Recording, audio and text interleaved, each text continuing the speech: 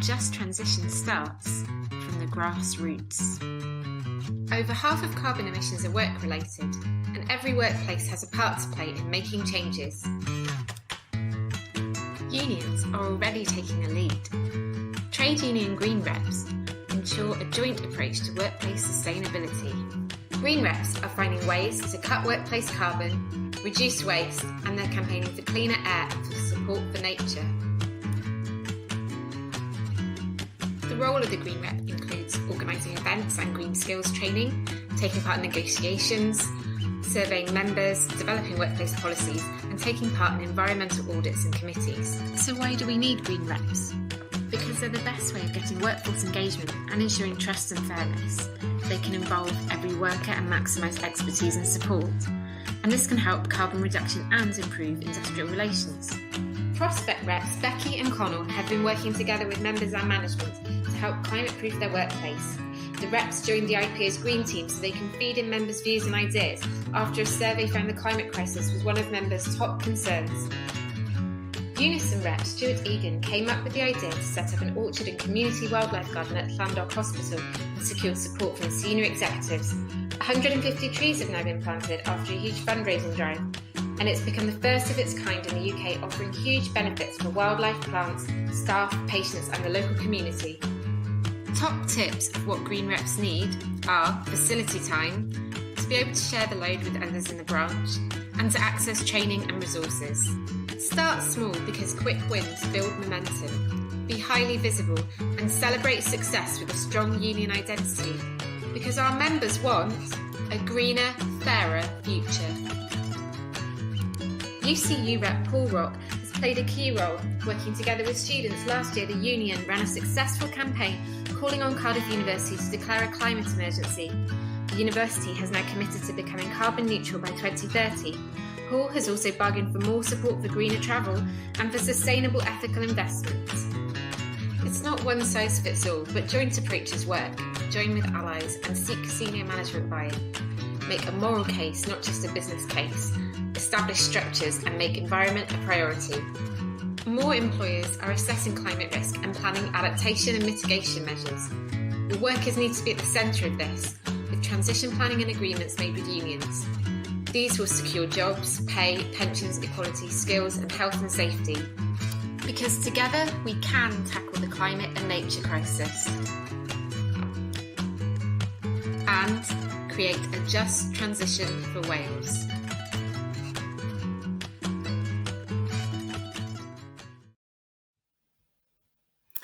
Croeso and welcome to Wales TUC Union Learning Rep Conference 2021, our second online conference that we've had to undertake due to COVID and restrictions that continue to affect us in many ways. We are optimistic we can meet in person next year and resume meetings and events face-to-face with you across Wales. Firstly, can I ask you all to switch on your chat box and keep it on for the entire morning. It's where we will be posting links to important information like our privacy notice that will be going on now, as well as supporting links to accompany some of the subjects that are covered during conference. If you are unable to download some of the links, all of the information that we share in the next 2 mornings will be sent out in an email post-conference. More importantly, the chat box is there for you to have your say. Don't forget, these events are here to inform you, but mostly as an opportunity to talk with you, answer questions, and hear your voices. Please use this chat box. We have staff monitoring it, collecting questions, and ensuring that they get answered. Don't be shy. We want to hear your thoughts. As we reflect back, we have had our challenges over the last year and a half, not only by COVID, but as our increased awareness of workplace safety, health and well-being, and not to mention our pursuit to ensure that unions are front and centre of future skills planning, ensuring a just transition to greener, fairer and inclusive Wales. Today, we will be looking at future challenges and encouraging the preparation for them through the collective voices of our unions and members.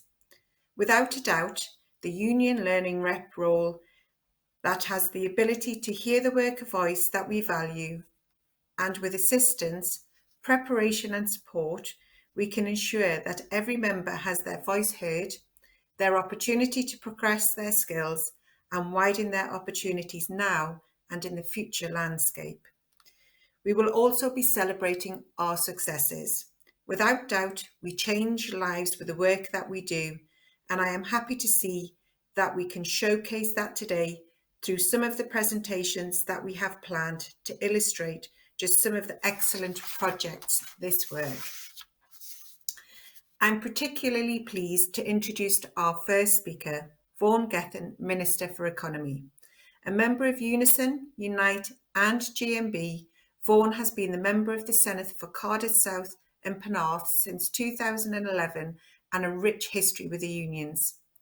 A former president of the National Union of Students, he has also served as the youngest ever president of Wales TUC in 2008 to 2009.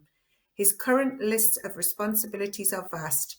We are so glad that he has made the time to address us today.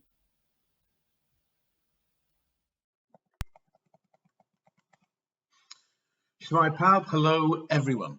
Thank you for giving me the opportunity to take part virtually in this conference and to share a few thoughts to consider as the day progresses. I think it's timely that you're taking this opportunity to discuss and explore the role of union learning and employability in general, as we continue to face a number of significant challenges over the course of the next few years. Aside from the big global challenges of tackling climate change and the economic recovery from the ongoing coronavirus pandemic, the Welsh Government is, I believe, quite rightly focusing on a number of immediate priorities for us here in Wales. The First Minister recently set out our ambitions as a government to mobilise a national effort to deliver the new programme for government, with an ethos of collaboration, equality and social justice to maximise fairness for all. The programme for government provides a strong basis for action to improve the lives, livelihoods and well-being for everyone in Wales. I'm confident that unions and union learning are well placed to support and help deliver those ambitions.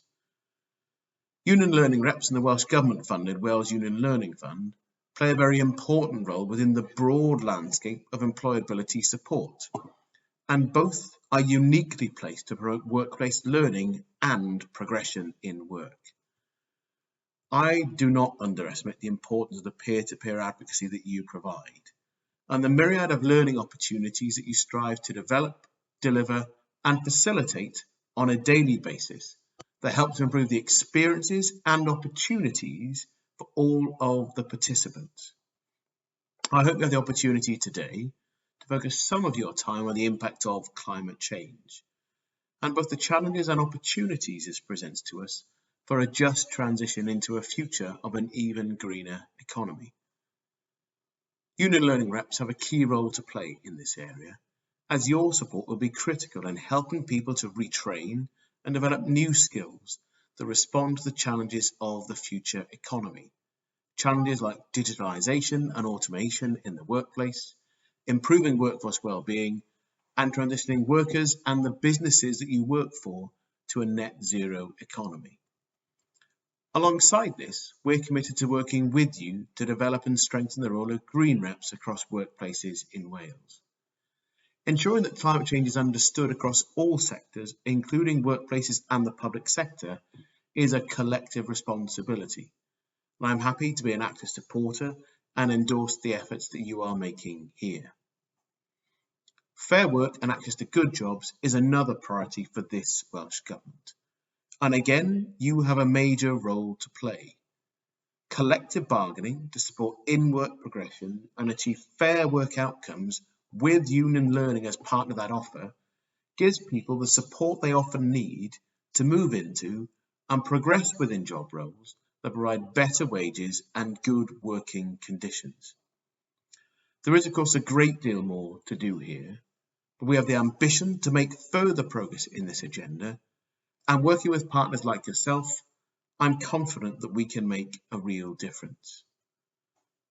Supporting our young people into education, training or employment is another key priority for the Programme for Government, and one that I am privileged to have lead responsibility for.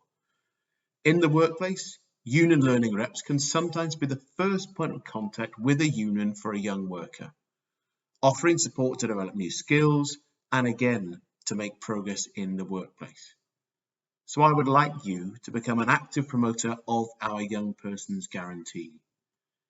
Investing in young people is more important now than ever. We cannot afford to have a lost generation with the damage done by the pandemic and the ever-present threat of climate change. Our investment in young people now will pay dividends for all of our futures. And with your help, I'm confident that we can achieve the ambitious targets we have set ourselves. To finish, I'd like to reflect on the results of the Wales Union Learning Fund survey from 2020, which found that support from a union learning rep is a vital part of the learner experience. The survey shows that 98% of union learners find union learning rep support to be a key part of their success. And I'm sure that is a great achievement and a true testament to the valuable work you do, and which I'm tremendously grateful. And on a really personal note, in my time as the Vice President and the President of the Wales TUC, I got to see, attend and meet many union learners and trainers at that time. And for me, it was one of the most uplifting and positive experiences during my time in those leadership roles within the Wales TUC. I already understand the transformative impact you can have on the lives of other people, but also how becoming a learning rep can really transform the lives of you as well. So when I say thank you, I don't just mean thank you as written down for me.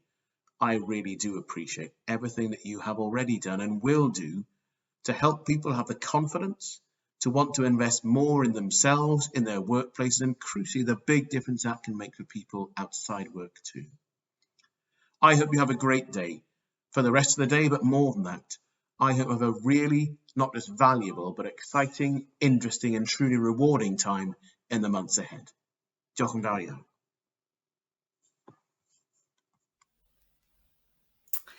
Many thanks to Vaughan Gethin for that address, and I think he summed up not only how important the role that ULRs have played in the past, but how Welsh Government value and understand the part that ULRs have to play in their future plans. The key areas of supporting young workers with a Young Persons Guarantee, embedding green reps into workplaces, ensure inclusivity in learning, as well as the key areas of work such as a just transition to net zero, green economy, and supporting members with their skills to fulfil future demands are clearly recognised as ambitious, but ones we are entrusted with. On that note, I am pleased to welcome John James to conference. John is known to most of you as a trade union coordinator and lecturer at College Gwent, and has recently collaborated on some of the work that Joe Rees from Wales TUC has been doing around green reps and greener workplaces. Please remember to put all questions for John in the chat box, and we will take them after his presentation. Welcome, John. Morning virtual conference. It's weird again that it's we're not actually in person, but here we are, and hopefully, as we said, that we can all be together properly next year. So today I'm going to be talking about green skills in the ULR role.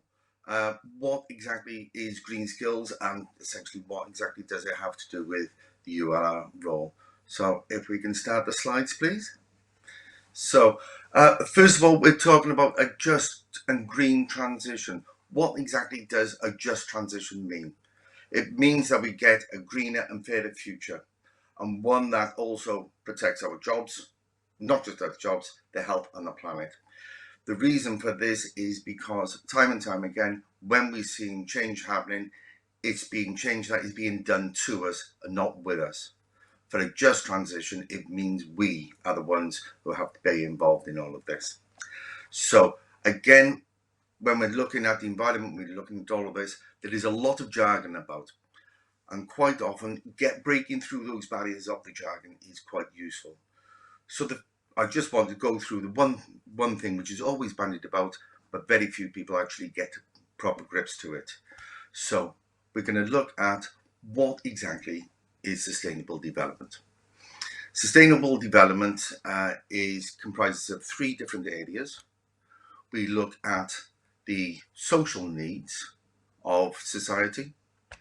We look at the economic needs of society. And lastly, we look at the environmental needs. Nice little Venn diagram. And only once we get it nice balance, that's then where we come to. So what do we actually mean then? So but the difference between social needs and economic needs, it needs to be fair. We need a fair balance so that, yes, people can make money, but also it shouldn't harm society. What do we mean between economic and environmental? It has to be viable. We cannot keep digging up green plots of land just to build houses and factories. We need to keep our environmental infrastructure in place as well. And lastly, the difference between environmental needs and social needs to be livable. It is brilliant to say, oh yes, we want everything to be environmentally fair, but if we cannot live in that area, then it's not really useful. And only once we get all of that nicely balanced, that's then where you get sustainable development. So that is hopefully one way of breaking through the jargon of this. And there's quite a number of other bits of jargon once you start looking into this and once you start negotiating this with your employer. So next thing is, what are green jobs and green skills? Well, the frank truth is there is no universally agreed definition of green jobs or green skills. I've been at the conference for a whole week just discussing what is green jobs. And at the end of the conference, we all come away with saying, still haven't got a clue. Because essentially, it is not one thing in particular. There is not a green job or a green skills. It is the skills that we have or the skills that we need to develop to make a just transition. Not all climate critical sectors, it's not just all about climate critical sectors. Everyone always talks about energy, transport, construction, but it's also, you get green jobs and green skills within offices, shops and factories as well. Every job or sector is going to be requiring some form of a green skill. However, they will depend upon what degree that comes, depends on the shade of green. Is it going to be a brand new job that needs to be developed? Is it going to be a job that just needs a couple of extra skills? Yeah? Or is it just a job that just needs some awareness of environmental issues? CEDOF, this is, sorry for the jargon, this is the European Centre for the Development of Vocational Training. It's one of those ones. So, but they define green skills as the knowledge, abilities, values, and attitudes needed to live in, develop, and support a sustainable and resource-efficient society. So this is what we're talking about when we're talking about green skills. Yeah. So, how does this fit in with yourselves? What exactly is this green skills and your job? So first of all, as we said, every sector now and every employer is going to need a net zero plan. In Wales, we are looking to become net zero, hopefully by 2030. The UK as a whole is looking at 2050 to be completely. So we need plans, and every employer has to have a plan. And is that plan considering its impact upon the jobs and skills? Yeah. So within your branches, do you have a green rep? You've just seen the video about green reps. Is there a green rep in yours? If not, start looking to get one put in place. Do you have a joint working relationship between the ULR and the green or environmental rep? And lastly, what are your members' awareness upon the climate emergency and just transition? This is where you may want to think of holding carbon literacy training sessions. The Wales TUC are looking to develop their own ones, and I know there are other unions looking to develop their own carbon literacy training sessions. So have a look out for them, very important, and it provides the awareness that members need to know of why these changes are coming into place. So what are green and environmental reps? Well, you've just seen the video on them, so I'll just go quickly through this one then for you. What do? They raise awareness and start promoting green working practices. It is not all about tree hugging this. It's not all about, make sure all the recycling is done. It is about considering things of travel and energy use. But green reps also, they liaise with other reps on just transitions that needs to be raised with management. And this could be from things from procurement, from home working policies, travel working policies, all of this stuff the green reps help with. And they ensure that the workplace environmental policies are fair and effective and properly understood and fit for purpose. Just because there's an environmental policy in place, that should not have a negative impact upon health and safety, for example, or more importantly, also on equality. So, and lastly, my little ticket is broken. I'm just wondering if sorry, I think my slides have just frozen. Just bear with me 2 seconds. I shall.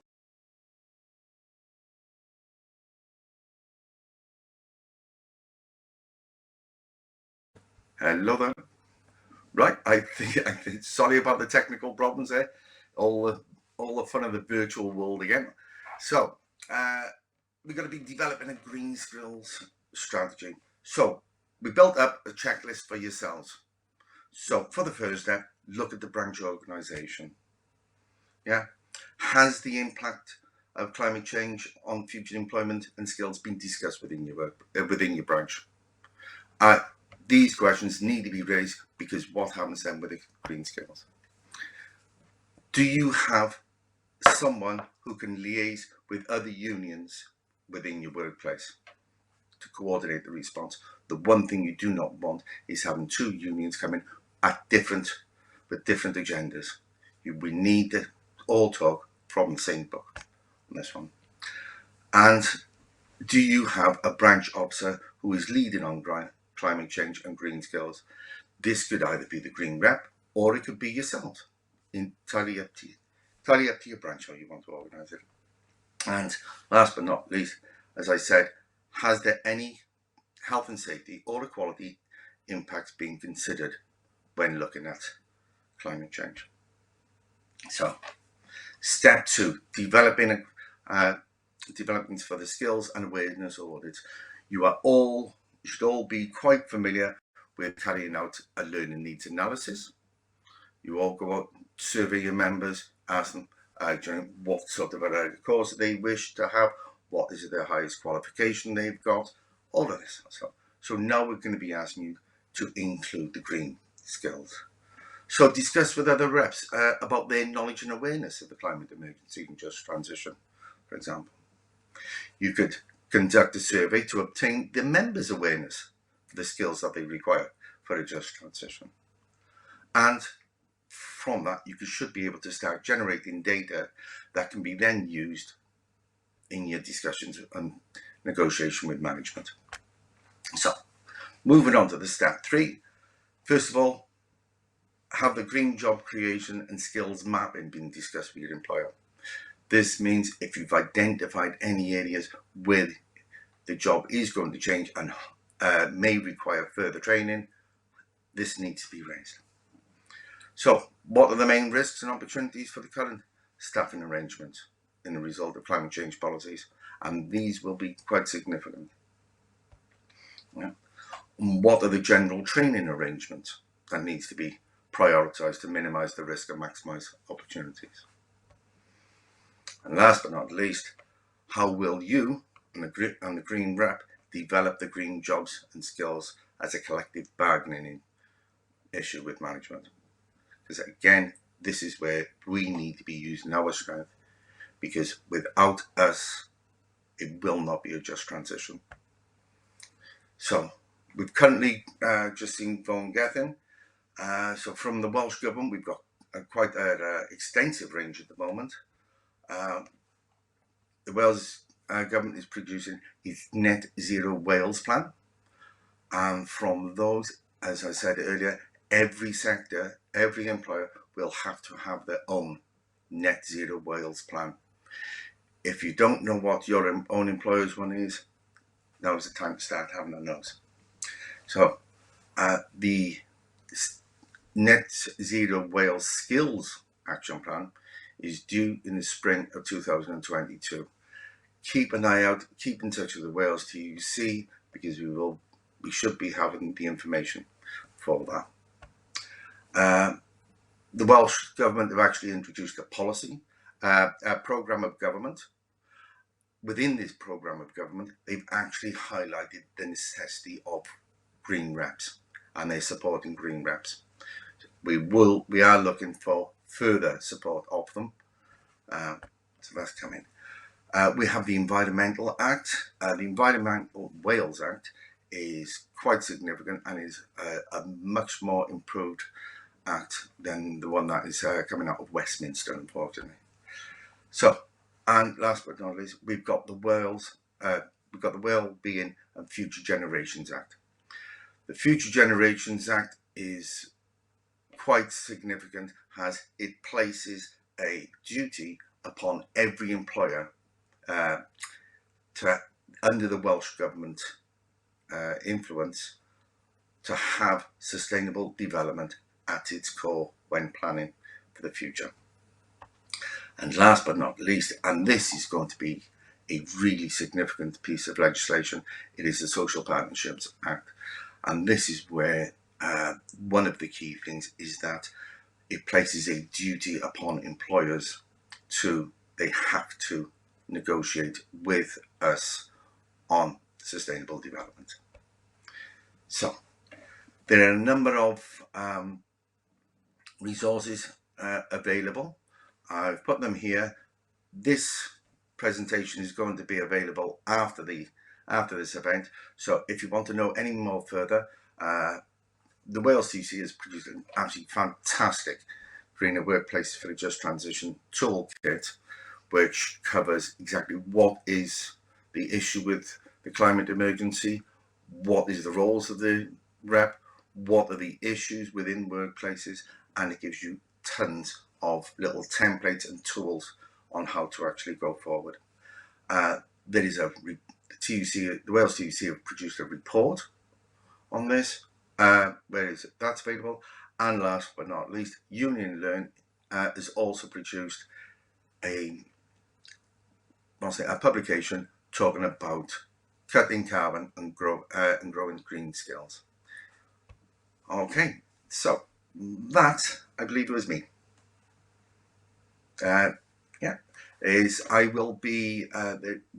We will be offering Green Reps courses. These are the dates. Anytime you want to get hold of them, contact the Wales TUC and they will give you the details. Okay. And that's me. Thanks a lot.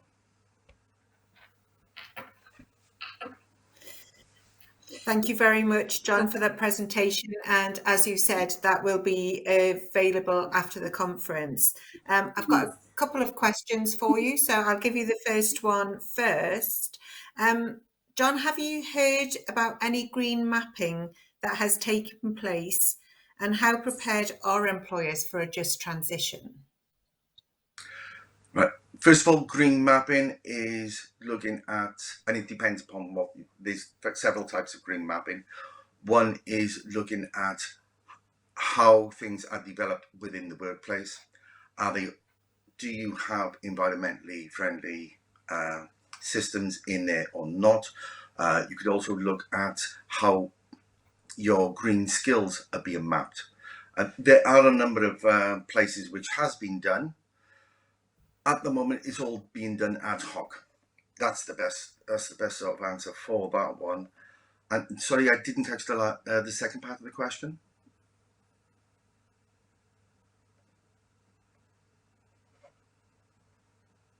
Oh, sorry, I can't hear you. Sorry, I can't hear you. Can you say that again?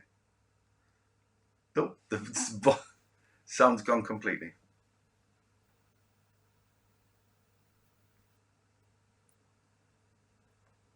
Oh, I think we're on. Hello? Yes, now I can hear you. Oh, wonderful. We're back again. Sorry. Okay. Apologies, everyone, for the technical issues there. Yeah. John, the second question is, how prepared do you think employers are for a just transition? And sort of linked to that, is there any good sort of practice that you could highlight and share with conference delegates? Yeah. Again, I think it is a varied mixture. It's a number of years ago, both me and Joe Rees, who's been behind all of this and has done a fantastic job. We had a conference, and essentially we asked, okay, does anyone have any green reps within their workplaces? Very few people put up their hands. Said, does anyone have any environmental policies in place? And nearly everyone put up their hands. Then we asked, has the unions been involved within these environmental policies? Hardly anyone put up their hands. There is a lot of planning and there is a lot of policies being made. The problem of it is that we are not being involved. They are usually done from a technical side. So you'll have people from estates looking at the energy use, you will have procurement doing their own business, not areas in which we normally do our collective bargaining. So I think that, yes, there is quite a lot, but it's not being negotiated with us at the moment. And this is why it's key to have this just transition in place. I've got a new question come through that's linked on to that, John, and do you have any example questions that reps could use to include in surveys or when they're looking at mapping with the employers? Because I think the point you raised is absolutely key, isn't it? That actually to have those discussions early on, it should be before any decisions are made. So any good practice or models that you could share, I think, conference delegates are really keen to hear that. Yeah, absolutely. What I would highly recommend, because I can say something now, is probably better having something in your hand. If you go onto the resources, you will see the toolkit on the first line of the resources. In there, they have all the sort of they have environmental audits that you can carry out. They have questions that you can put forward to management. There is several templates in there. Again, if you want to go further than that, we are offering the Green Reps courses, and we're offering a Just Transition negotiations course. The Green Reps courses are for just gaining those skills on how to become a Green Rep. The Just Transition negotiations course is based upon, it's not for Green Reps as such, but for the right, sorry, I think my internet is it's always going to be the same. It's playing. We can still see and hear you, John. So thank you. Please do continue on. Okay, so it keeps freezing on my end, so it's again panicking. So the Just Transition courses, essentially these are not for Green Reps as such, but these are for people who may be more senior in the branch and who go negotiating with management, mainly with senior management, on a weekly basis as such. So it's because a lot of this will need top-down buy-in that the unions should be and need to be involved in the negotiations. So as answer to the question, go to the toolkit. It's got everything there. Brilliant, thank you. Come on my course. Thank you very much. There's another question which I'm sure, just the way that we are at the moment, working from home, Lots of our members are working from home. What impact does this have in relation to the climate crisis? And is there anything that reps could use in terms of good practice for moving forward? Well, again, and it's yes, brilliant. We can all, and I think for quite a number of us, having a sort of a mix between working from home and working, going into the workplace, it provides us with a bit more work-life balance. But also, it has that sort of a problematic factor of it can also have serious health and safety issues. So, as I mentioned, yes, it's brilliant having people working so where we're not jumping on into our cars every day, going into work, paying a fortune for car park and things like this. We can just get up, sit at the computer and work in our own pace. This sounds brilliant, but again, it goes to that point of sustainable development. It has to be livable, and it should. So, the difference between society's needs and environmental needs, you need to have that nice balance. We shouldn't accept it all just one way, because if someone is just stuck at home by themselves, they then start getting alienated from the workplace, and that is not good. But also having that freedom to say, right, okay, I'm going to get up now and make myself a cup of tea. That is brilliant. So we need that nice, easy balance, and this is why I wanted to give you that explanation of sustainable development right at the beginning. So, thank you. Can I just ask a supplementary question linked to that's come through, and that is in terms of public transport. I think there's a recognition that public transport, rather than using individuals' own cars, has an impact on the climate. If there are less people coming into cities and doing it, do you think that when reps are negotiating with employers, there should be some recognition of that? And is there anything in terms of what Welsh Government should do in terms of ensuring public transport is there and is available for all? Oh, absolutely. It's first, especially large employers have a really big say when it comes down to public transport. Quite often, if a large employer can negotiate with the local bus company, whichever one they may be, because they have a significant amount of employees coming into work, if they can encourage those ones onto the bus, then the buses should say, right, well, okay, we can provide more buses. The more buses that they can provide, the less cars on the road, and therefore the traffic should sort of ease as well. On top of that, employers could also look to using bus passes, the same as could be offered with cycling to work, where you can buy a bike and then get paid through your wages. You could also do this with bus passes to make sure that that side of life is a little bit easier. I think the government could be doing a lot more. Personally, myself, I would like to see the buses nationalised again, get them back into public ownership where they belong, where they should have always been, so that we could plan our buses properly, making sure not just buses for large cities as well, for rural areas it is chronic. It takes so long just to get from one part of the country to another in rural areas. It just makes bus travel not worthwhile. It forces people into cars. So therefore, it does need to see a massive investment within there. And equally, not diesel buses, obviously. Yeah, I think those points that you raise are absolutely keen. It's also about the trains as well, isn't it, in terms of those being accessible and being able to keep them.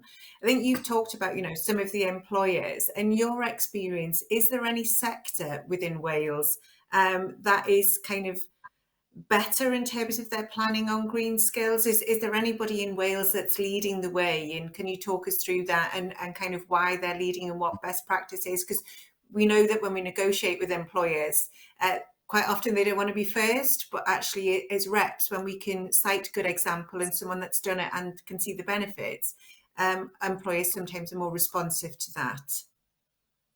Yeah, individual employers as such is a bit difficult, but it's as for sectors, a number of the private sectors are actually taking this more on board. Sadly, my own sector, the education sector, seems to be dragging behind. I'm a member of UCU, and it certainly is the Universities and Colleges Union. So we deal with post-16, vocational and academic courses. And we are seeing very, very little coming from colleges, for example, that we want to try and be pushing. There are places, but again, a lot of this is ad hoc. A lot of, so within the retail sector, they are pushing quite a lot of changes through, but unfortunately, again, this is being done to our members and not with our members. Certainly the ULRs out there within retail will have recognised the incoming push to go on to computers, onto booking holidays and things like this. All of this is just being done to people, and unfortunately this is where we're lagging behind. Yeah, I think that's really keen. I think I don't know whether you've kind of got any comments or questions. I think one of the challenges in terms of where we are with COVID is certainly the increase of single-use plastic with employers, and maybe some of those elements. You know, is there some best practice? Because obviously we have to measure and protect health and safety as well as looking at the climate crisis. And is there any sort of toolboxes or anything in terms of being able to signpost reps in terms of that area? Yeah. So first of all, so like on single-use plastics and things like this. On the Green Reps course, we talk about what's known as the hierarchy of waste, which is such a wonderful little terminology. And it is, first of all, when we're looking at waste, first of all, can we eliminate the waste in the first place? So single-use plastics, do we actually need single-use plastics? Quite common at the moment, and a big problem that's emerging is face masks. Particularly difficult to break down. They're singles, well, generally don't sort of last for long, and I'm talking about the little quick throwaway ones, and that's the problem. They're throwaway ones. So, and this is going to be a rather large problem. If you can't eliminate any waste, for example, then we should try to reduce it. So within the workplace, is there anything that, do we actually need it, or can we just do with a little bit less? Yeah, printing is always the classic side for that. But other than that, yeah, I think that's about it for Jenny. What can we do? The best thing to do is go and have a look at that toolkit, because it's got so much information on there. Brilliant. Well, again, John, I would really like to thank you for your presentation and also for taking all of the questions that have been put to you on the spot. So thank you very much for joining us and for the valuable information. And again, like you, I would like to signpost our delegates about any further inquiries about the work that Wales TUC are doing on Green Reps, to please visit our website via the link in the chat box. So thank you very much again, John. Diolch. Thank you all. That's brilliant. Thank you. So thanks again to John. And on our next speakers, we'll be covering some of the excellent work that Unite have been doing, supporting young workers in the workplace through the Kickstart scheme. Such work showcases the ability for Union Learning to support such initiatives with great success, and how Union Learning can remove barriers for employment and training. Once again, I would request that questions are put in the chat box, and we will address them later today at the panel session. I'm now pleased to pass over to Richard Jackson from Unite, and with Sue De Casto as well. So welcome, Richard. Thank you for the introduction, Karen, and of course, thank you for giving us the opportunity to speak at this event and share the great work that we've been doing supporting Kickstart placements at Merthyr Valleys Homes, among others. Unfortunately, my colleague couldn't join us this morning. Something's come up at short notice, but we'll continue anyway. For those of you who are unsure what Kickstart is, it's a UK government scheme introduced to support young people with a £2 billion fund to create hundreds of thousands of high-quality 6-month work placements aimed at those aged 16 to 24 who are on universal credit and are deemed to be at risk of long-term unemployment. The scheme is due to end in December this year, but it has been extended to the end of March 2022, so any new placements need to be taken on before then. A number of employers in Wales have taken advantage of the scheme, and it might even be happening in your own workplaces unbeknown to yourselves. We were incredibly pleased to have been able to work alongside Candy Passmore and Lisa Parry at Merthyr Valleys Homes to provide wraparound training and additional support for their placements. Unfortunately, Candy and Lisa couldn't join us today. However, we have previously had an opportunity to make a presentation together, communicating how we have worked together to support the placements. And even more fortunately, we had the presentation recorded. So in the words of the great Blue Peter, here's one we made earlier, and something else I've always wanted to say, roll the VT.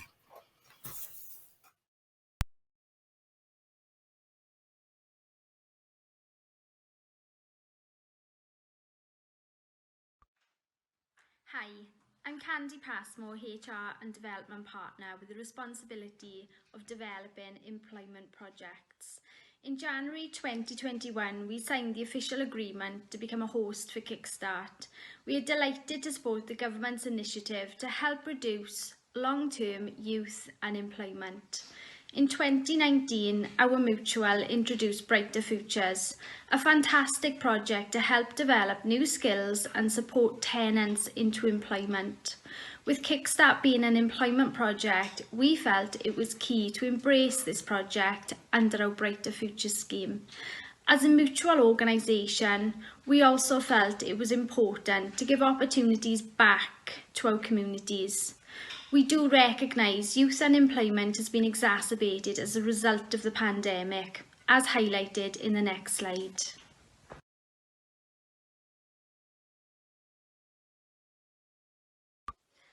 Identifying quality placements. It was important we created quality placements. We did this by working with our internal teams to identify valuable placements that could offer a variety of opportunities. For example, grounds maintenance, human resources, community wellbeing, caretaking and governance. This is in addition to traditional trade and administration-based placements. Kickstart scheme is an excellent opportunity for young people to gain valuable work experience and for us as a mutual to promote careers in housing. We work closely with Matthew Jones, our Head of Repairs and Maintenance, to get organisations on board who are on our contractor framework and also as part of their community benefits. We welcomed community partnership organisations on board, such as Tyne Community Hub and many other companies, to create opportunities for young people. We are proud to have 31 placements on board, 14 of which are internal at Merthyr Valleys Homes. We are still in the process of recruiting for an additional 5 placements, so we are hoping Cohort 1 will support a total of 36 placements. We are pleased to have naturally welcomed some of our tenants onto Kickstart. We supported this by advertising the scheme with our internal departments who work closely with our tenants. What makes a difference to our Kickstart scheme is we recruited an employment support coordinator, Lisa Parry. Lisa's role is to manage our placements and provide dedicated support to coach and mentor young people to embed good work ethics to help them succeed in the future. Hi, my name is Lisa Parry. I'm the Employment Support Coordinator for the Kickstart scheme at Merthyr Valleys Homes. My role is to provide support to all the Kickstart placements, whether they're Merthyr Valley Homes or with our contractor vacancies. with the Merthyr Valley Homes placements, we meet on a regular basis. We've done development plans where we've identified any training needs, if there's any support they want in their role. With the external placements, we touch base once a week just to see how they're getting on, and if the contractors want any further support, I'm here to provide it. We have faced some challenges along the way. Attendance has been one of the issues, but we have addressed these issues on a one-to-one basis with the young people. And we do understand that some of these people, young people, have come out of school or college, and work environments are all new to them. So we just we take them to one side. We just want to set their expectations and put them in good stead for future employment. Our aim at the end of the placement is we'd like all the young people to have enjoyed their placement, and they can take with them some experience, knowledge and valuable skills. Hi, my name is Rachel Thomas and I'm part of the Kickstart Support Programme. My role within the Kickstart programme is to identify and arrange training for our Kickstart placements. We have realised that we have a lot of expertise and experience already within Merthyr Valley Homes, and we want to draw on such resource in order to deliver some in-house training. So we've called upon some of our staff and teams to deliver some excellent training courses. These are Minute Taking, which was delivered by our Ownership and Engagement team, Trauma Informed Approach and Project Management, which was delivered by our Community Development team, Money Management, which is being delivered by our Income Support team, and Team Working, which will be delivered in the future by one of our other teams within the department. It's really important that we can provide realistic quality training for our Kickstart placements to ensure that they get the best training and the best experience they can possibly get while they are spending their 6 months with us. We want to provide a wide variety of training which we can draw on internally and externally to help them get the best possible start for their future. In addition to the training Rachel Thomas has discussed, we also ensure young people have access to recognised, funded qualifications. For example, the majority of placements have completed a CSCS card or currently studying an MVQ in Business Administration, depending on the type of placement. As part of our bid, we committed to DWP to deliver employability skills to all young people on placements. This will include developing an engaging CV, support with intensive job searching, and interview skills training that will also include a mock interview providing constructive feedback. We're also looking to set up a jobs club in WhatsApp to promote job opportunities. As a summary, our model is based upon providing quality placements that gives an opportunity to achieve new skills, knowledge and experience. Overall, our aim is to increase future chances of employment and inspire young people to pursue a career path.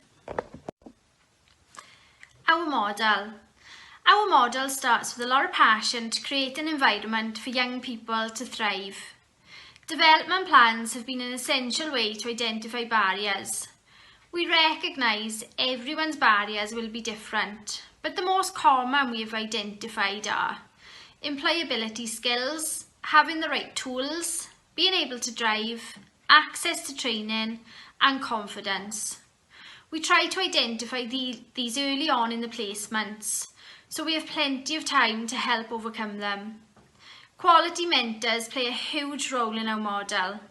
For example, having committed supervisors, managers and a dedicated employment support coordinator to mentor young people to carry out meaningful work tasks and develop their skill set. The importance of working in partnership with unions. We have always had a good working relationship with our trade unions, but we're pleased to be working in partnership with Unite the Union on our Kickstart scheme. This partnership allows us to deliver more training to overcome more barriers into future employment for young people. By Unite funding key training like asbestos awareness, confidence building, CAT and scan and working at heights, this allows young people to use their training allowance to purchase specialised training, tools and access driving lessons that help young people succeed in the future. The partnership is not just about accessing additional funding, it's about working in collaboration with Unite to access specialised training that really makes a difference. So for example, a major barrier we identified was confidence in young people. Unite connected us with an inspiring tutor called Victoria English to deliver confidence building. How this training makes a difference is working with young people who in their lives may have experienced different life experiences that may have an impact on their confidence. This training is designed to develop young people's confidence and encourage a growth mindset to achieve a fulfilling career.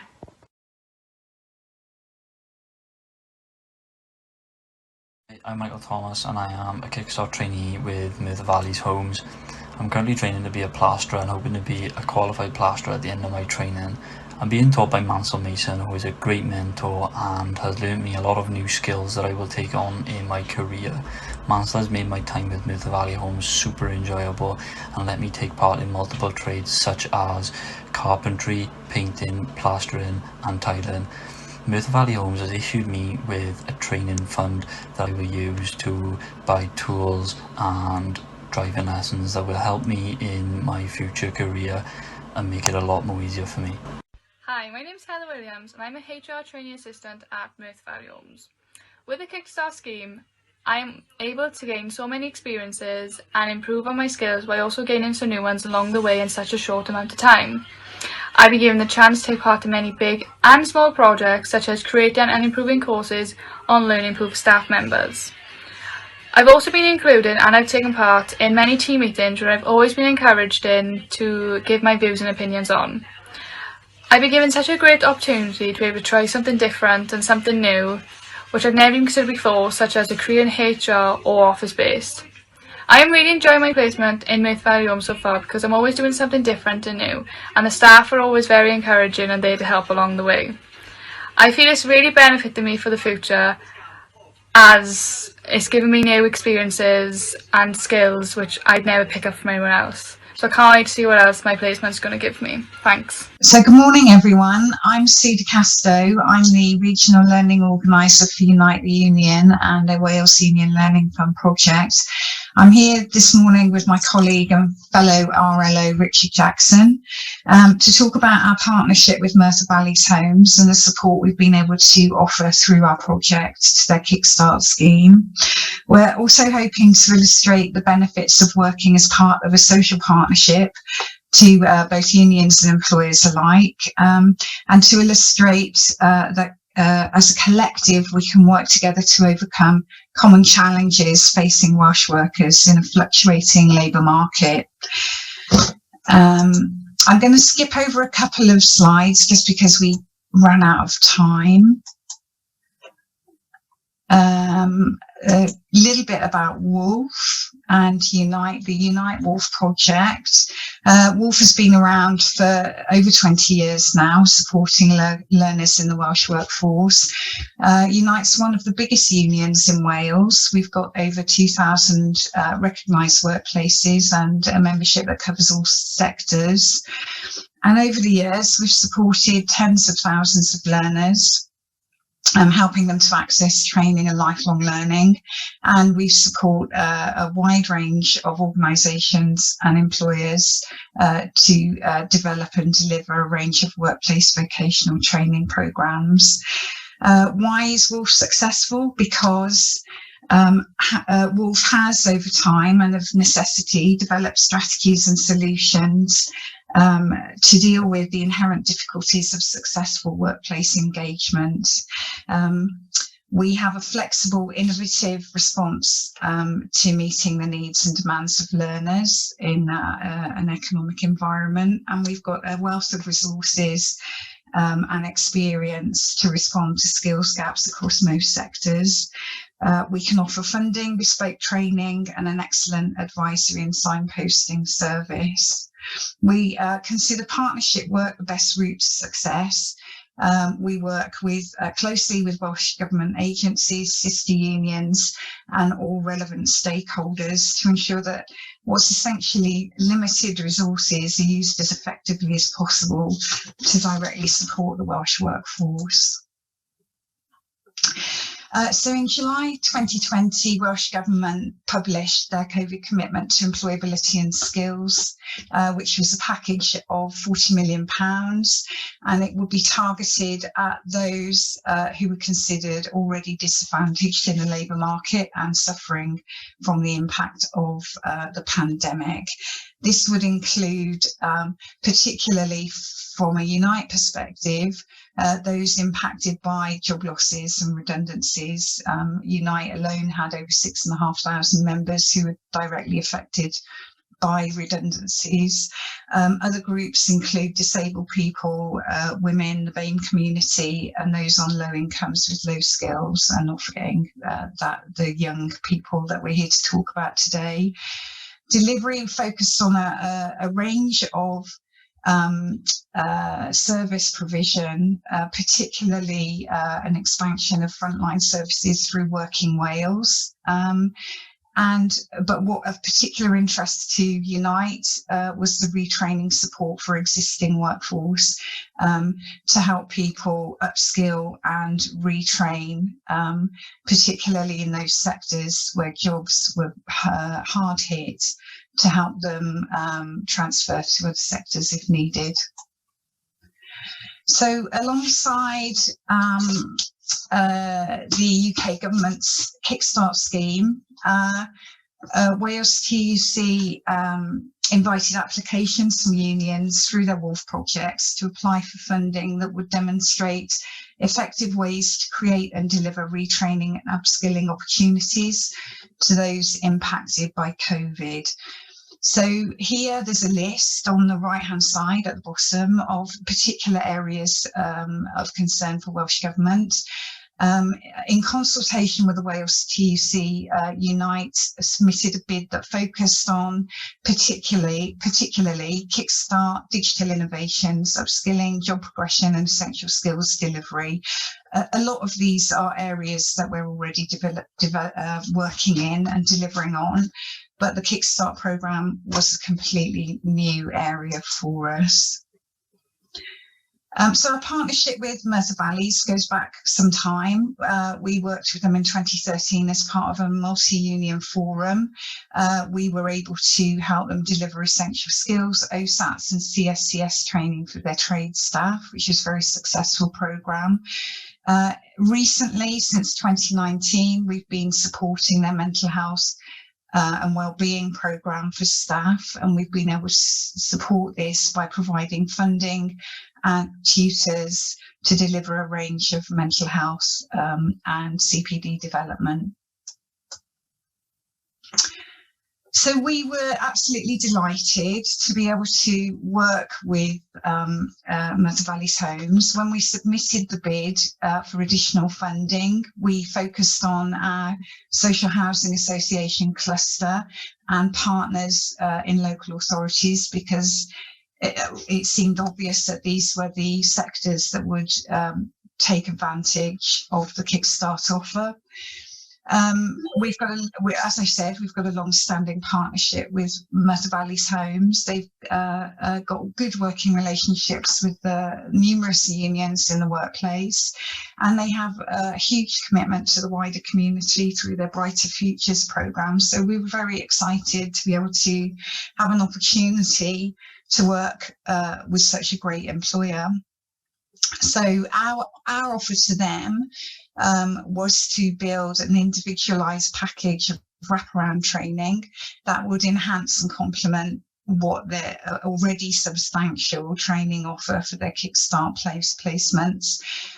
In consultation with them, we identified the aims of our working partnership, to find collective solutions to common problems and remove barriers to employment, to identify and fulfilled training for skills gaps that can't be met by the employer. So, for example, we can provide additional funding and specialist training that they might not have been aware of. Sorry, I've just forwarded too quickly. I knew I'd do that. Through this partnership, we've been able to help identify, as Candy said in her presentation, a particular area of concern was confidence and communication skills, which we're very excited about. It's a new programme, and our tutor has individualised it to meet the needs of that particular group of placements.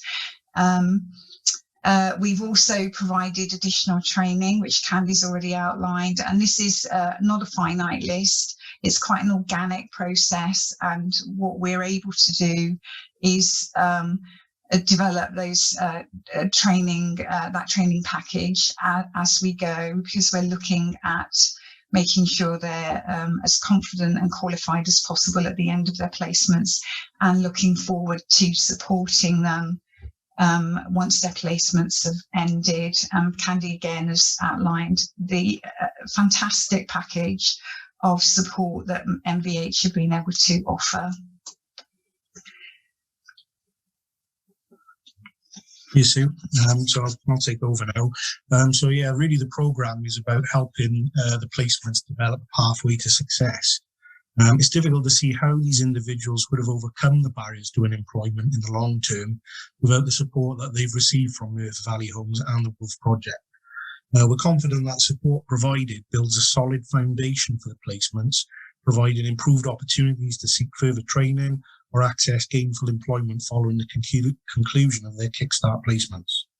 The last thing any of us want following the conclusion of this scheme is for these young people to return homes after their placements conclude and return to being a statistic on the unemployment register with little hope or prospects of obtaining meaningful employment. There's always a risk, I think, that, for the way particularly universal credit works, they get driven into, low-skilled, low-paid employment, and above all else, insecure employment. So what we've looked to do is build a best practice approach, and we're confident that the partnership that we've developed between Merthyr Valley Homes and Unite Wolf provides an example of best practice for other employers, trade unions and stakeholder agencies to follow. Our position as a trade union allows us to take this best practice example and promote it within our network of unionised workplaces and organisations that exist throughout Wales. Unions have a clear role to advocate for those who may not have a strong voice. In this instance, young people who need help to get onto the jobs ladder. It'd be great to see this programme or something similar continue in the long term, as it provides fantastic practical opportunities for young people to get the skills they need to obtain employment. These are opportunities these are opportunities that young people would find difficult to access elsewhere.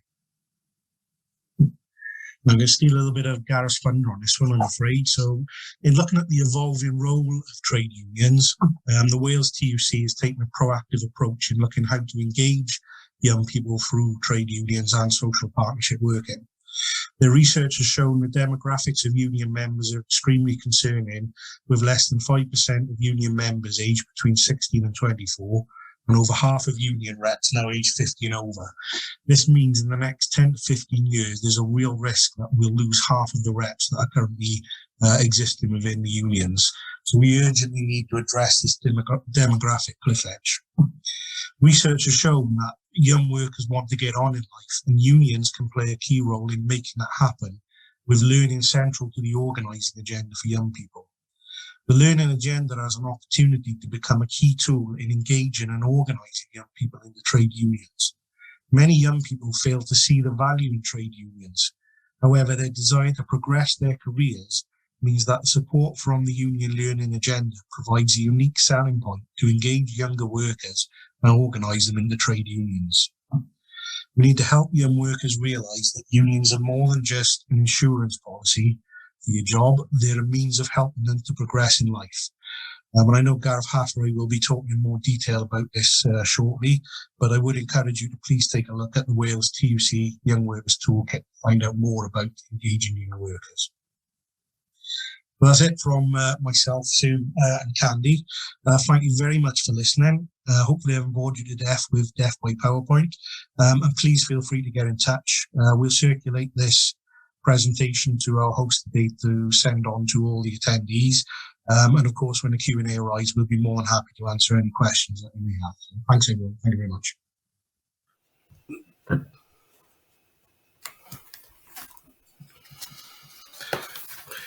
Excellent, that's great. Just to quickly let you know, Gareth Hathaway won't be making a presentation later because obviously that was recorded at a different event. This presentation was made a few months back, so to provide an update since this happened, out of the 37 placements who have now concluded their placements, they've all moved forward, either obtaining employment, apprenticeships, or moved into further training opportunities, proving we really have removed barriers and improved the prospects of obtaining meaningful, gainful employment going forward. I don't believe any of these young people showed awareness of what trade unions are about or how they support people both in and outside of employment. So this has also provided an opportunity to promote the value of trade unions to these young people, many of whom have now joined the union and will benefit from that support going forward. We would add that the training and support we offered at Merthyr Valley's Homes doesn't just work for young people on Kickstart, it can work equally as well for any other youth employment schemes, such as apprenticeships or traineeships, and it provides a great example of how social partnership can work to the benefit of everyone. We will shortly be commencing a new project with Merthyr Valley Homes to support their next cohort of placements, and of course we'd welcome interest from any other organisations who would like to work with us and collaborate around any schemes they may be undertaking or considering undertaking. So thanks for listening, everyone, and please do feel free to ask any questions, and I'll do my best to answer. Cheers. Thank you very much, Richard, for the presentation and that really informative case study from Merthyr Valley Homes. I think sharing these stories is so important, and to share the examples as well as the excellent visual evidence of the great work that union learning and ULRs can achieve. And I think also hearing the figures of how those have translated into work and further study is absolutely great to hear. And before we go to the break, can I just ask you one question that's come through? How did you work with the employer to make sure your reps got access to the young workers so that you could offer them support and give them the first impression of the benefits of being a union member? I think you touched on that, and I think that's absolutely key to us all. And was there any specific agreement to be involved in inductions or any other way that you got access to these young workers? Yeah, no worries. Okay. Yeah, there was a variety of ways actually that we were accessing the young workers. I mean, I won't lie, it has been difficult doing that during a pandemic. But Mansell Mason is referenced in that presentation. He is our lead rep at Merthyr Valley Homes, and he was actually one of the mentors involved in supporting one of the placements. And I absolutely believe he was key to the success in not only promoting the union, but also supporting the placements on the scheme. And he did very well. And in addition to that, we run group sessions involving our trainers. In particular, Victoria English pulled together a bespoke programme aimed at young workers. It wasn't just an off-the-shelf programme. It was actually developed around what young people need and to help them understand the training they were getting offered. And we were able to go in, make presentations about the value of the trade union there. We haven't got any specific agreements with Merthyr Valley Homes, but if you like, we do have this memorandum of understanding where we work together very much in a best practice social partnership example, and we have that trust between us. There may be other employers where we'd feel we would need to put something more specific in writing. Sadly, there are employers who have took advantage of this scheme and used it as cheap labour. They've got these poor kids cleaning out the canteens for 6 months and things like that. So it really demonstrates the importance of having a trade union involved with these schemes, and not just Kickstart, but there's a variety of schemes out there at the minute to ensure that they are quality placements, and when these people are participating in these schemes, they get the maximum possible value out of it. Thank you very much, Richard. And I think, as you say, it's really important that the best value for our young workers, our future are not exploited, and the trade union plays a key role. And I think you've just demonstrated that very well through your presentation. So thank you for joining us. We will now take a break for half an hour, and I will see everyone at 10:45 when we return to workshops. So see you all soon. Diolch.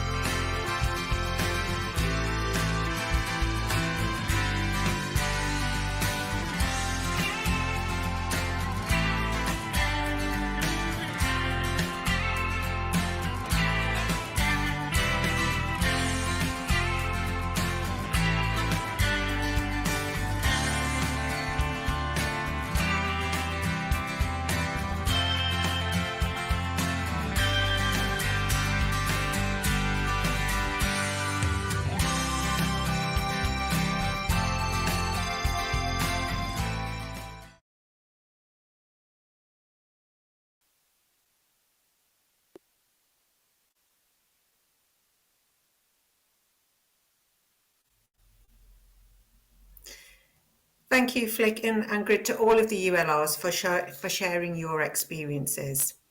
On to our next presentation, and I'm pleased to introduce Claire Savage from Credit Union Wales, who will be raising awareness around financial wellbeing and savings initiatives that her organisation have launched.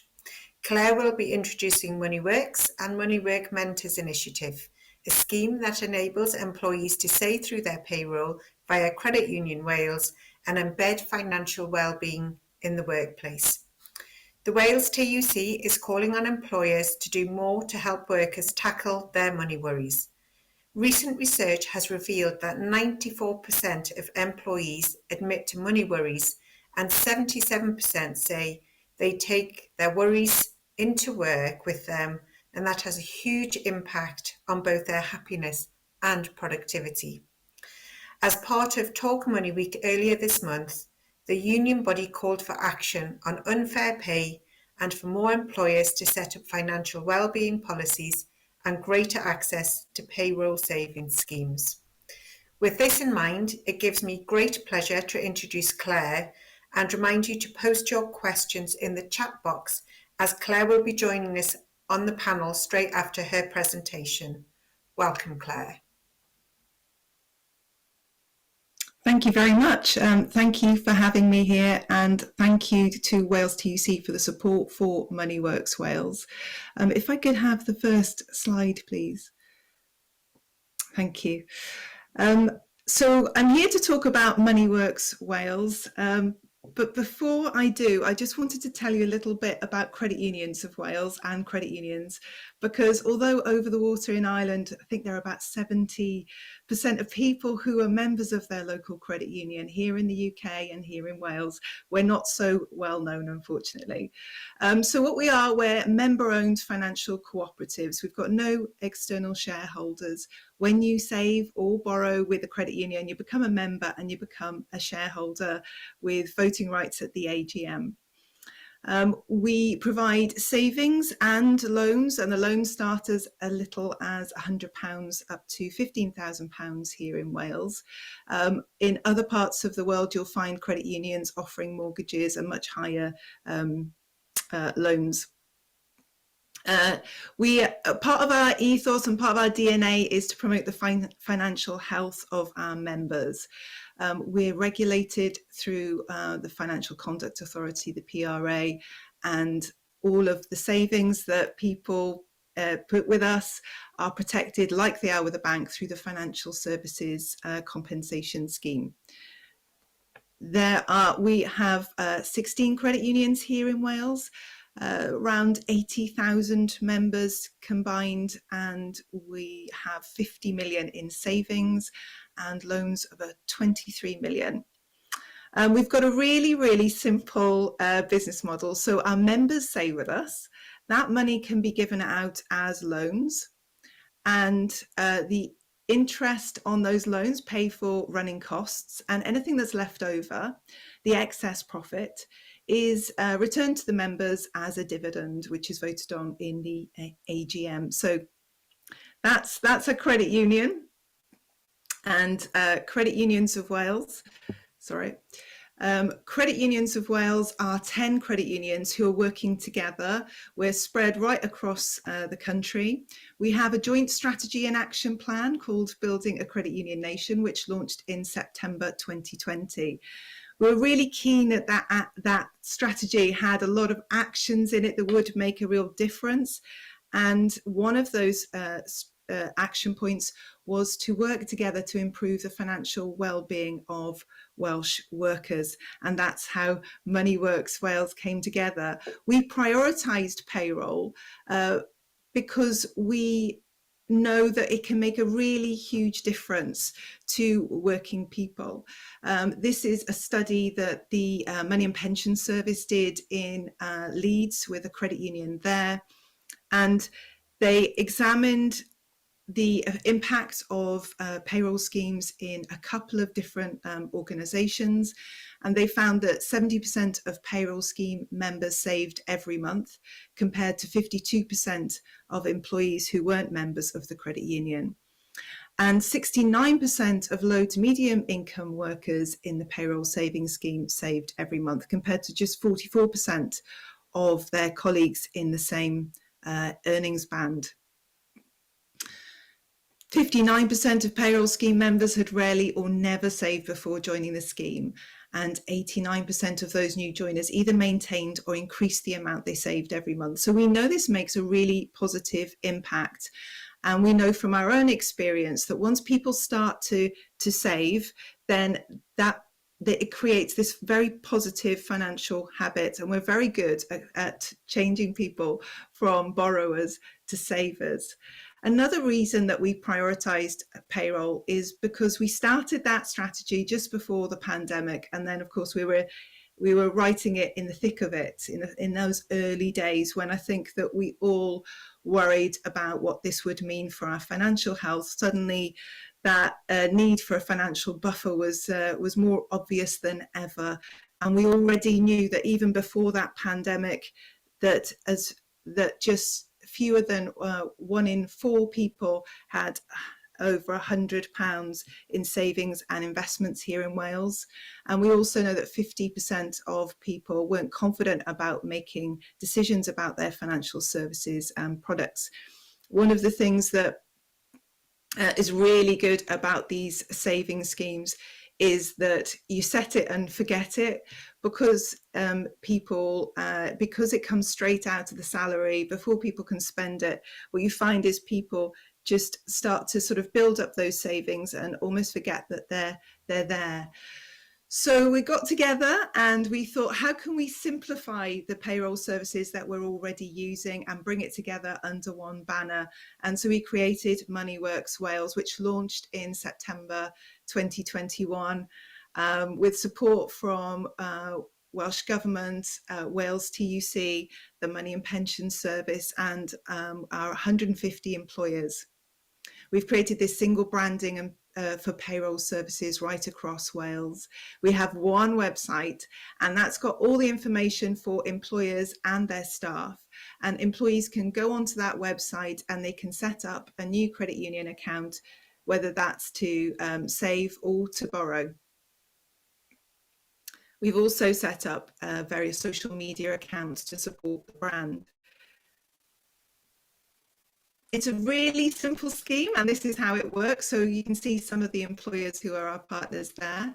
If you save, you decide how much you want to save each month, and that's deducted from your salary, just like tax, national insurance, or your pension, at source, and put straight into your savings account. If you want to borrow, you apply for a loan and you make payments direct again from your salary, so you never miss a payment. This is really good for your credit score. Credit union members often don't have the most perfect credit score, sometimes far from it. And borrowing in this way can help you to improve that credit score because you're not missing payments.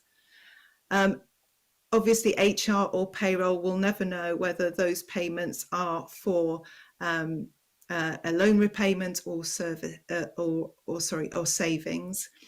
And this is a payroll perk that has absolutely no cost to the employer.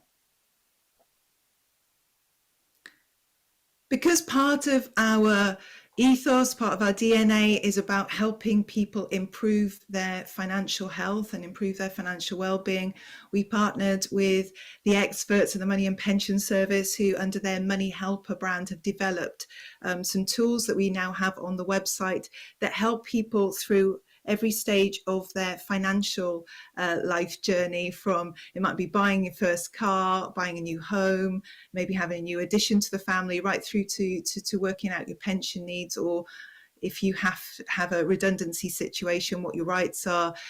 These are interactive calculators, and you know that they are fantastic way of helping you budget and understand how to better manage your money. So these are all included on the website. It's been just a couple of months since we launched MoneyWorks Wales, and this has really helped in many ways. It's helped us to start to bring on new payroll partners, and we've got new payroll partners signing up every week. It's helped to reinvigorate those existing payroll schemes, because I think just having this one branding, having this very simple website that people can navigate, has helped employers and their staff understand what we're offering a little bit better. And it's also helped to forge and strengthen new alliances, and that includes, you know, what we're doing here today and talking to you.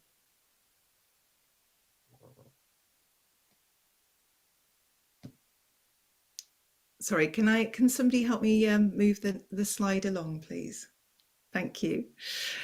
So that's kind of what we think about it, but I just wanted to share with you about what our members think.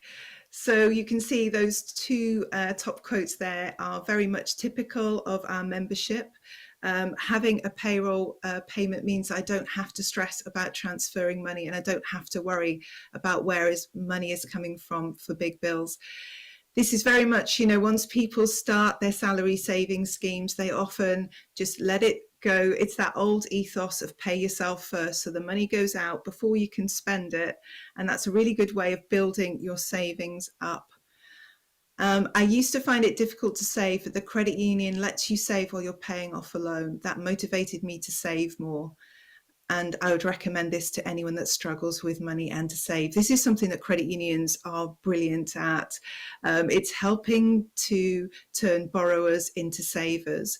And with our Save As You Borrow schemes, we take, so you have a loan and you're paying back, you know, £50 a month, then you'll find that £40 of that will go against the loan, and then £10 will go into a linked savings account, which means once that loan's paid off, there's a pot of money, pot of savings for you. And that's been a brilliant way of helping people to see how just putting a little bit away regularly and often helps to build up that financial buffer. And that's a key way that we help to change people from borrowers into savers. Our own social impact surveys have also found that the money that we're lending out tends to stay in the local area. When we surveyed our members, 72% of the money was said to be spent in that local area, and 80% of it was spent elsewhere in Wales. So that's helping to keep money circulating in our communities. Now, this is the pitch. We would really like to talk to you about MoneyWorks Mentors, and we have over 150 employers across Wales who are members, and they're payroll partners with us. But we have differing levels of engagement, and we can't be in every one of those, sadly, every one of those 150 plus workplaces every week.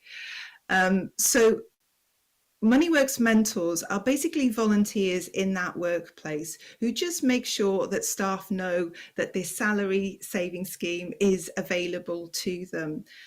And so we think it would take probably about an hour or so a month. And what we're looking for is people who will just make sure that those communications are there, whether that's on the intranet or whether that's on the notice board, or whether that's with the electronic payslip, making sure that that information is up to date as well. And then just liaising with the credit union about any issues, or if you needed anything else, or if there are specific promotions. And we'd also like to build up a networking group of MoneyWorks mentors, so you can give us that feedback, tell us what we can do better, and understand how we can better support the staff in your workplace. So why do we need MoneyWorks mentors? Well, partly, like I said, we can't be in 150 plus workplaces every week, but we also know that COVID has impacted people's finances, and we are going into a situation that's going to be increasingly difficult for people's finances. We know that COVID has had an unequal impact on people. 17% of people said that COVID-19 had caused problems for their household finances, and we know that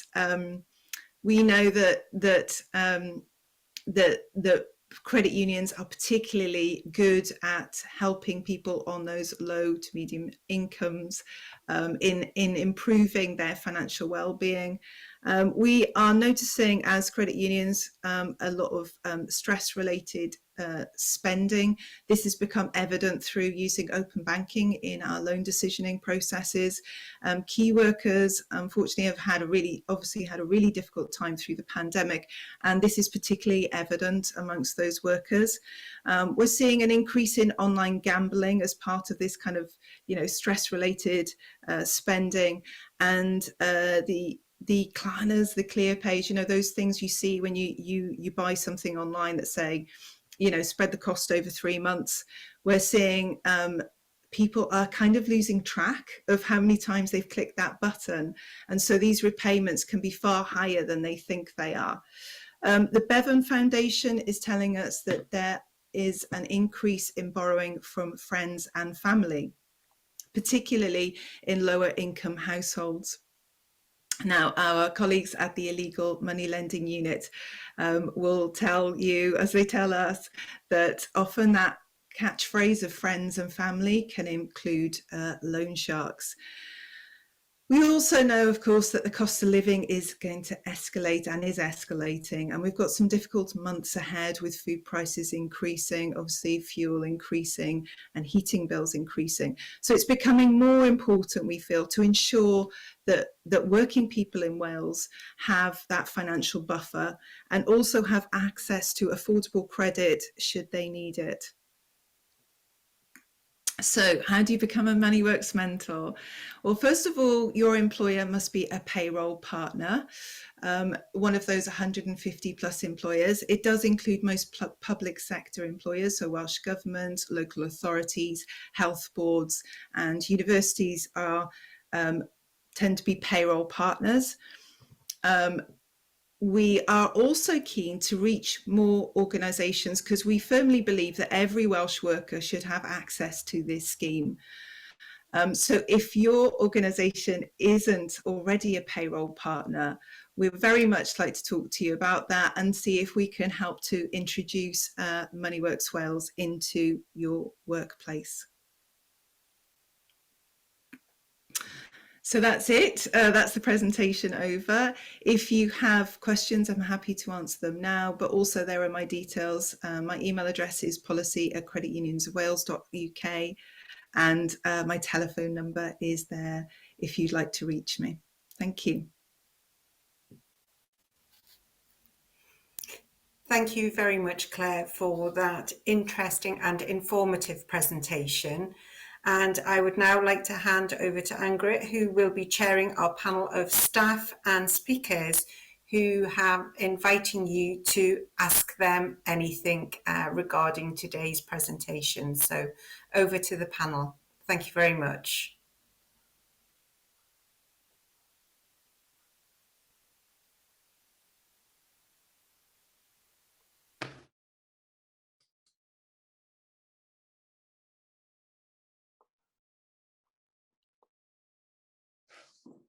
Thank you everyone for your questions. If we missed any, we will ensure that we get them answered and included in the post-conference email. Finally, it gives me great pleasure to hand over to Sean Cartwright, National Officer at Wales TUC, who has the lead responsibility for learning and skills and will sum up this morning's business. Diolch. So great to hear from Vaughan. Also reflecting a little bit on what John had to say and his demystifying of some of those really technical terms that go with just transition and sustainable futures and all that stuff. And some of it, you're wondering whether you're getting the right words or they're coming out in the right order, I know. So that demystification process is really important. But it also struck me as I was listening to John is the relationship between green reps, and we're developing those, and ULRs is extraordinary. Because the green reps can do an awful lot to raise consciousness, to make their workplaces more environmentally sustainable and add to the kind of net zero targets that we have here in Wales. But when it comes to the changing of jobs, and that goes for digitalisation as well, it's union learning reps who are going to be able to be there to negotiate for the kind of skills development which will enable workers to embrace that just transition. And that may need to start at a fairly basic level, because we're still in a position, as ULRs will know, that we've got an awful lot of people who have not returned to learning since they left school and had an awful school experience, and who may have challenges around some of their essential skills, and particularly digital skills. And you, as ULRs, are best placed to address that. Moving on to the presentation by Merthyr Valley Homes. Wow, what can partnership achieve, hey? What I was delighted at by there was through the joint work of the union, the employer, who really gets it, not only with this first tranche to 37 young people from that community now find themselves in a position of either having a job, being in training, or being job worthy, which is so important to employers. Please excuse me for 1 moment. So sorry about that. That's the thing about having pets, isn't it? Let me just throw him out 1 moment.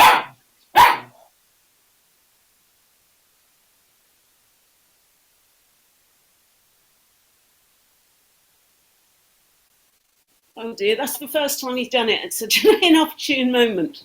But I think what I was saying was Merthyr Valley Homes has enabled this amazing future for 37 young people through the partnership between the union and the employer and, of course, the provider. And I think what's most important about that is not only the impact that it has on those young people, but the bigger impact that it has on those young people's community. So we're doing far more than making individuals job worthy. We're trying to develop sustainable communities together, and that I think is terrifically important. Okay, workshops. Thanks to Flick and thanks to Aunt Harrod. I thoroughly enjoyed mine. I shall be going to the other one tomorrow, and I'll probably have more to say to you tomorrow afternoon when I do the summing up, having had both of them. But I want to say thank you very much to Claire, because financial literacy is so incredibly important, and it should be one of those essential skills. It's being recognised now as being an important element of the school's curriculum. We need to have financially literate adults, particularly in an economy which is still low wage. And that is the huge challenge for us as a trade union movement, to address that low wage economy. And part of that is enabling people to manage their money. And I think that's really, really important. The other thing that I thought was fascinating about what Claire had to say was this idea that the money that's being saved in credit unions is being spent in Wales. And of course, as a trade union movement, we push very, very hard for local public services, local government, health, etc., to purchase within Wales, to procure their goods and services within Wales. And that fits very closely with that ethos, I think. So very encouraging indeed. And I'm sure you ULRs will want to take forward this thought around being MoneyWorks mentors. And I know that Kevin and indeed Liam on the team have both been working with MoneyWorks to see how we can roll that out to you in future. So finally then, a little bit about the state of where we are at the moment in terms of ULRs. I think what we'd have to say is that the pandemic has had quite a profound effect on union learning reps. Union learning reps, you know what you are. You're essential. If everything else fell away, government funding, all the rest of it, you, with your collectively bargained learning agreements, would still be standing. You are the most essential brick in the wall of union-led learning. So we're aware that a lot of people were on furlough, people weren't meeting in workplaces. Learning with the Wolf programme increased enormously, but we suspect that engagement, perhaps, of people in the workplace didn't happen to such an extent as it has in the past because of the work of ULRs. So we need to step up and deliver for you. We need to enable you to recruit more ULRs. That would be in everybody's interest, Wolf, unions, employers, all of us. So we need to know what it is you want us to do to support you in ULR recruitment. Some of the suggestions I've got that perhaps you can have a little think about, and perhaps will come up in the discussion tomorrow, is we're looking at coaching and mentoring. ULRs who are very experienced, perhaps taking on an inexperienced ULR and giving that more senior ULR the tools to be able to coach someone, to support someone to develop in their role.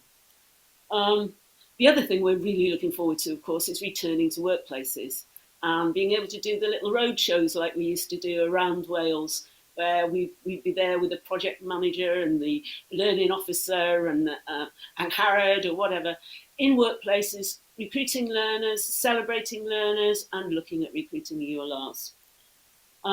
The other thing I ought to mention is the revamped ULR training. We're now looking at a blended training offer. So instead of insisting that we have bums on seats the whole time, it can be more blended to enable both the social interaction, which is the best kind of learning, but also the best that can be offered through online tutor-led learning. So that's going to be very interesting, I think, for the new ULRs coming through. And finally, there is the network. Now, those of you who've been around for a long time will remember our networks of excellence. We're not able to deliver that in the current conditions. It's something we might be able to review in future. We can, however, and do provide a ULR network online. And the more that we can do to encourage ULRs or people who are interested in learning to join that network, the more we can do to find out what we can do to help. I'm sure Anne Harrod will notify you and notify you in the chat box as well of when the next network meeting is taking place. But essential forums for discussion and to hold each other up in these really difficult times. So that's me. The only final thing that I would say to you is to thank our chair, Karen Loughlin, who is an incredibly busy colleague, who is in her day job, as well as being Wales TUC president, is the regional secretary, Wales secretary of Unison. So I want to thank her very warmly on your behalf and to hand you back to Karen now in the chair to close the session. Thank you very much, Sean, for those kind words. And I think, Sean, for me, one of the key things to get from today is just the absolute importance of the union learning reps to make sure that our members and future members of the unions get the opportunity to progress their skills, widen the opportunities to ensure that they've got their future skills for the landscape within Wales. I think our speakers have been very informative today, and I want to thank everyone for participating, the TUC staff, and more importantly, delegates for actually coming and registering. So thank you very much, everybody. This was the first day and it starts again tomorrow. I think we've had a very informative session from 9 o'clock this morning, and I've certainly learned a lot, and I hope that you have too. So thank you very much for your participation, and we'll see you tomorrow. Diolch.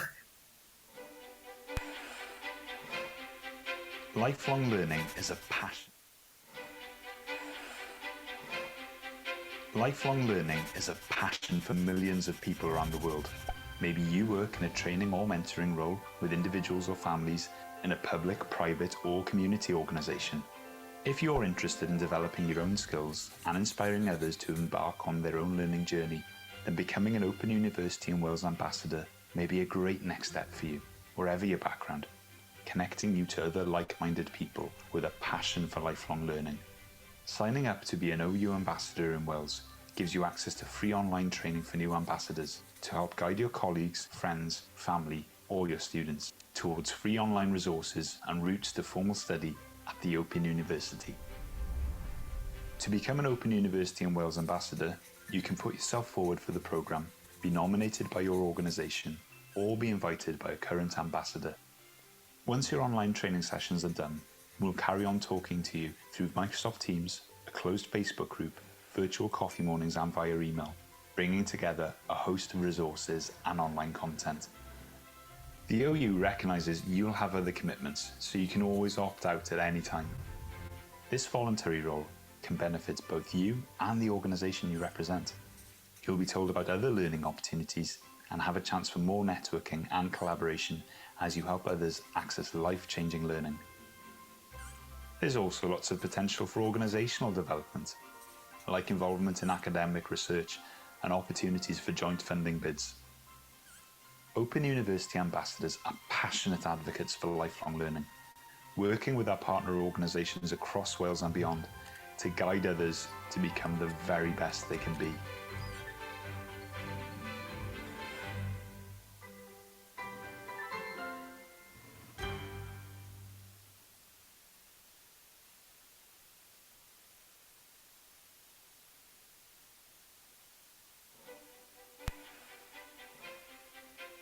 Mae dysgu gydol oes yn rhywbeth y mae miliynau o bobl ledled y byd yn frwd amdano. Efallai eich bod yn gweithio mewn rôl hyfforddi neu fentora gydag unigolion neu deuluoedd, mewn sefydliad cyhoeddus, preifat neu gymunedol. Os oes gennych ddiddordeb mewn datblygu eich sgiliau eich hun ac ysbrydoli pobl eraill i ddechrau ar eu taith dysgu eu hunain, yna gall ddod yn llysgennad y Brifysgol Agored yng Nghymru fod yn gam nesaf gwych i chi, beth bynnag fo'ch cefndir gan eich cysylltu â phobl o'r un meddwl sy'n frwd am ddysgu gydol oes. Drwy gofrestru i fod llysgennad y Brifysgol Agored yng Nghymru, cewch hyfforddiant ar-lein am ddim i lysgennadon newydd mwyn helpu i gyfeirio eich cydweithwyr, eich ffrindiau, eich teulu neu'ch myfyrwyr at adnoddau ar-lein am ddim a llwybrau i astudiaethau ffurfiol gyda'r Brifysgol Agored. I ddod yn lysgennad y Brifysgol Agored yng Nghymru, gallwch enwebu eich hun ar gyfer y rhaglen, cael eich enwebu gan eich sefydliad, neu gael eich gwahodd gan lysgennad presennol. Unwaith y bydd eich sesiynau hyfforddi ar-lein wedi eu cwblhau, byddwn yn parhau i siarad â chi drwy Microsoft Teams, grŵp Facebook eedig, boreau coffi rhithwyr a thrwy e-bost, ac yn eich rhoi mewn cysylltiad a'ch cymuned eich hun o lysgennadon y Brifysgol Agored yng Nghymru, gan ddwyn ynghyd lu o adnoddau a chynnwys ar-lein. Mae'r Brifysgol Agored yn cydnabod y bydd gennych ymrwymiadau eraill, felly gallwch optio allan unrhyw bryd. Gall y rôl wirfoddol hon fod y fydd i chi a'r sefydliad rydych yn ei gynrychioli. Cewch wybod am gyfleoedd dysgu eraill, a bydd cyfle i chi wneud mwy o rwydweithio a chydweithio wrth i chi helpu eraill i fanteisio ar gyfleoedd dysgu sy'n newid bywydau. Mae llawer o botensial hefyd o ran datblygu sefydliadol, fel cymryd rhan mewn ymchwil academaidd a chyfleoedd i wneud cynigion gyllido ar y cyd. Mae llysgennadon y Brifysgol Agored yn eiriolwyr brwd dros ddysgu gydol oes sy'n gweithio gyda sefydliadau partner ledled Cymru a thu hwnt mwyn helpu pobl eraill i wneud eu gorau glas.